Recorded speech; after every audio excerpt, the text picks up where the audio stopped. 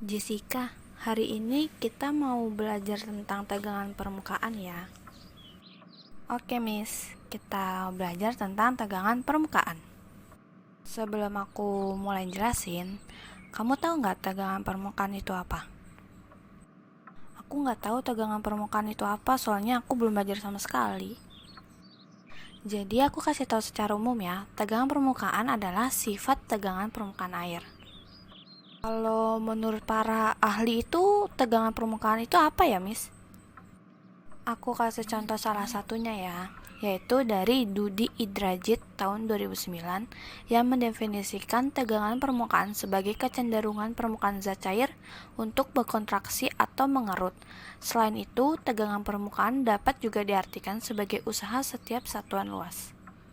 Oh gitu ya, Miss. Jadi kalau misalkan faktor yang mempengaruhi dari tegangan permukaan itu apa ya? Jadi beberapa faktor yang mempengaruhi tegangan permukaan itu jenis cairan, suhu, tekanan, massa jenis, konsentrasi zat terlarut, dan kerapatan. Oh gitu ya, Miss. Di materi ini tuh ada hitung-hitungannya nggak sih? Udah pasti ada dong, Jess, rumusnya. Tapi sebelum itu aku kasih tahu contoh dalam kehidupan sehari-hari dulu ya. Ya, Miss, aku kira nggak ada hitung-hitungannya. Tenang, rumusnya gampang kok. Aku kasih tahu contoh dalam kehidupan sehari-hari ya. Nggak usah jauh-jauh. Jadi, kamu ambil gelas, kamu isi air, dan kamu taruh silet atau pin paper ke dalam air tersebut. Nah, kamu lihat deh, itu bakalan ngambang atau enggak. Kalau misalkan pin papernya itu ngambang, itu karena apa? Apakah itu tegangan permukaan, Miss? Nah iya, kalau kamu perhatikan, kalau spin paper itu mengambang, itu disebabkan karena air memiliki tegangan permukaan untuk menahan benda yang ada di atasnya. Jadi, spin paper itu akan tetap ngambang dan tidak akan tenggelam ke bawah. Ada satu lagi nih contohnya, embun yang ada di atas daun talas itu akan berbentuk bulat. Nah itu juga penyebab dari tegangan permukaan. Oke, aku lanjut ya. Tegangan permukaan itu berhubungan dengan gaya kohesi yang merupakan gaya tarik antar molekul sejenis, dan gaya adhesi itu gaya tarik antar molekul tak sejenis. Itu maksudnya gimana sih, Miss? Aku nggak ngerti.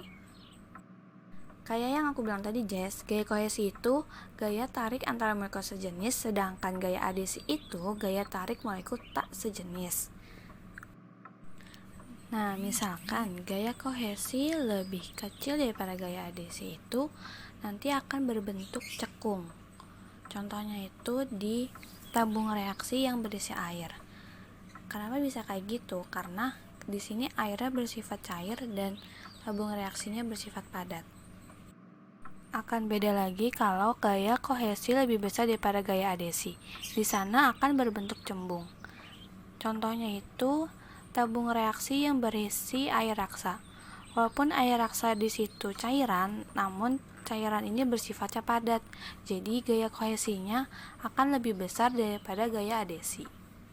Oh, kayak gitu. Jadi kalau untuk rumusnya pakainya apa, Miss?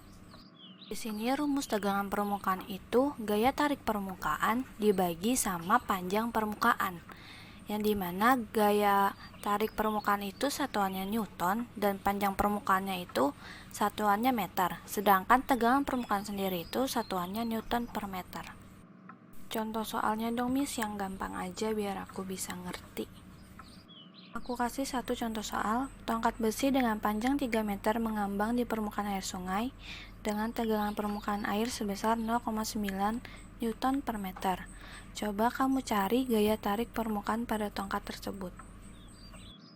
Dari soal diketahui panjang tongkatnya itu 3 meter, sedangkan tegangan permukaan airnya sebesar 0,9 Newton per meter.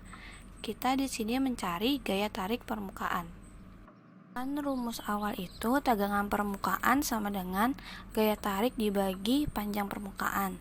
Sedangkan di sini kita mencari gaya tarik. Jadi, tegangan permukaan dikali dengan panjang permukaan kan, Miss? Nah, itu kamu tahu. Coba sekarang kamu hitung berapa hasilnya. Dari soal satuannya kan udah nggak ada yang perlu dirubah kan, Miss. Jadi tinggal 0,9 dikali 3 sama dengan 2,7 Newton. Itu kamu bener, Jess. Berarti kamu udah ngerti ya sampai sini gimana cara mencarinya. Oke, Miss, aku paham. Jadi kita tinggal lihat apa yang diketahui dari soal ya, Miss. Dan kita tinggal main-mainin aja dari rumusnya dikali atau dibagi. Nah, betul Jessica. Jadi kamu tinggal perhatiin dari apa yang diketahui yang ada di soal. Ada yang mau ditanya lagi sampai sini? Ini Jessica paham kok, Miss. Di sini kan kita cuma tinggal perhatiin aja yang diketahuinya dan lihat satuannya itu udah bener atau belum. Oke deh Jessica, aku cukupin sampai sini ya materinya. Oke Miss, makasih ya untuk materi hari ini.